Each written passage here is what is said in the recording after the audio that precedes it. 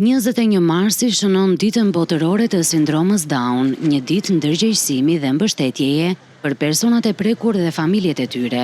Edhe pse nuk ka shifra zyrtare për numrin e rasteve, vitet e fundit vihet re një rritje e ndërgjegjësimit për trajtimin dhe përfshirjen e tyre në shoqëri.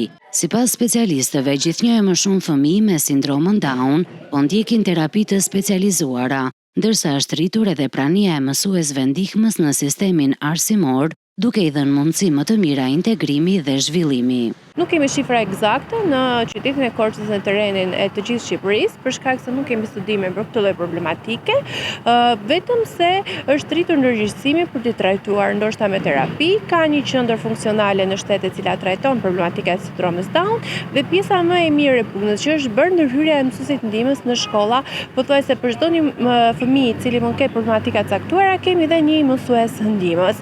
Përgjithsisht sindroma Down është një sindrom që me punë ecën dhe shkon në pjesën e funksionalitetit. Jo gjithmonë, domethënë, për të pasur atë ecurinë madhore, por për të ndihmuar dhe për të pasur një funksionalitet sa më të mirë dhe për qenë të aftë ndoshta edhe në jetën e tyre.